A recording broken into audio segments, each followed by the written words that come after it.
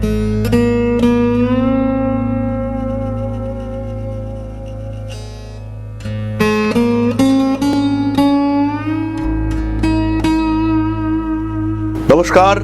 তুলা রাশি, তুলা লগ্নের মানুষ ক্রমাগত চঞ্চল হয়ে চলেছেন, কিছুতেই মনের মধ্যে কোনো স্টেবিলিটি আনতে পারছেন না। রেগে যাওয়ার পরেই আপনার মনে হলো যে না, রাগটা কেন করলাম। শান্ত হওয়ার চেষ্টা আপনি করছেন, কিন্তু আশেপাশের মানুষরা আবার আপনাকে উত্ত্যক্ত করবার চেষ্টা করছে। কথাবার্তা যেটা বলা উচিত নয়, অকারণেই সেটা বলে ফেলছেন। বাড়ি পরিবর্তন করতে চাইছেন কিন্তু করতে পারছেন না, কারণ রাহু কিন্তু আপনার কুণ্ডলীকে ভয়ঙ্করভাবে ডিস্টার্ব করে রেখেছে। সবচেয়ে বড় বিষয় হলো সেভিংস।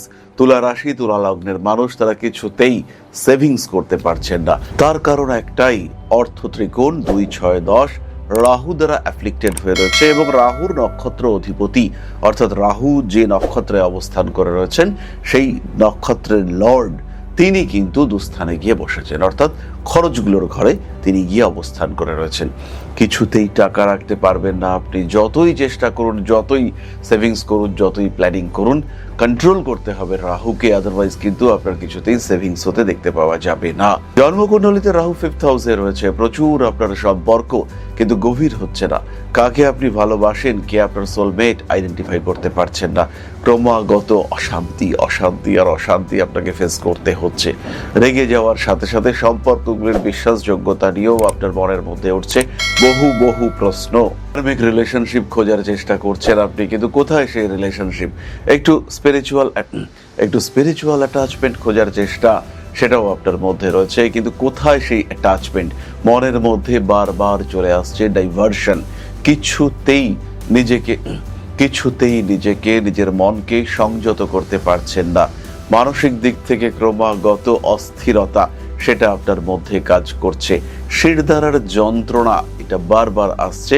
যদি আপনার রাহু 4, 5, 6 অর্থাৎ মকর, কুম্ভ অথবা মীন রাশিতে থাকে, শিরদাঁড়ার যন্ত্রণাতে আপনাকে ভুগতে হবে। মনে হবে আপনার স্লিপ ডিস্ক হয়েছে, মনে হবে আপনার যে ডিস্ক স্পেস সেটা কমে যাচ্ছে। হাড়ের মধ্যে যে কার্টিলেজ থাকে সেটা যেন কমে আসছে, ফলে আপনার অসহ্য যন্ত্রণা আপনাকে ফেস করতে হচ্ছে। বাড়ি বিক্রি করতে চলেছেন, বাড়ি বিক্রির কথাবার্তা মোটামুটি এগিয়ে চলেছে, কিন্তু তৃতীয় আপনার রাহু, বাড়ি কি করে বিক্রি হবে? বাড়ি বিক্রি হচ্ছে না। কথা এগোচ্ছে, তুলা রাশির মানুষ আপনি প্রচুর কথাবার্তা এগোচ্ছে, প্রচুর মানুষ দেখছেন, সবার পছন্দ, কিন্তু আলটিমেটলি পারচেস করবার সময়, অ্যাডভান্স করবার সময় লোক খুঁজে পাওয়া যাচ্ছে না। তৃতীয় রাহু, আপনার সহজে বাড়ি বিক্রি করা যাবে না। আবার এই বাড়িতেই আপনার মনে হচ্ছে থাকতে পারছি না, অসহ্য হয়ে উঠছে বাড়ির পরিবেশ। বাড়িটার মধ্যে ঢোকার সাথে সাথে কেমন যেন দমটা বন্ধ হয়ে আসে। বাড়ির ইলেকট্রনিক জিনিসপত্র বারবার খারাপ হচ্ছে। মনের মধ্যে একটা অদ্ভুত শঙ্কা, বাড়িটা ঠিক আছে তো? এই বাড়িতে আমরা ভালো থাকতে পারবো তো?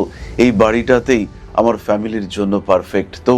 এরকম বহু প্রশ্নের উত্তর লুকিয়ে রয়েছে আপনার রাশি চক্রে, এবং সেটা মাত্র 4th ভাবের মধ্যে। 4th ভাবের রাহু বারবার আপনার বাড়িতে আসছে সমস্যা। বাড়ির যে ওপরে চাল, ছাদ, সেখানে ড্যাম্প হচ্ছে, বাড়ির চালে লিকেজ হচ্ছে, জল ঢুকছে ঘরের মধ্যে, কারণ রাহু কিন্তু 4th হাউসে ভীষণ ডিস্টার্ব কন্ডিশনে রয়েছে।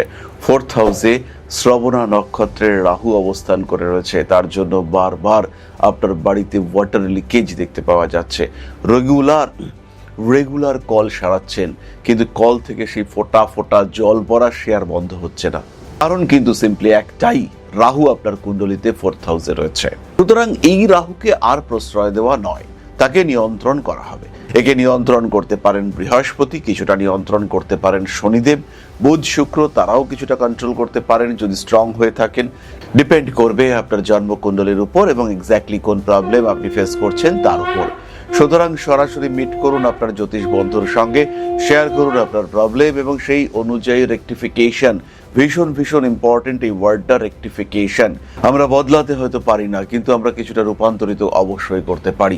একটা সিম্পল জেমস্টোন সেটা আপনার জীবনে কিছুটা পরিবর্তন করতে পারে।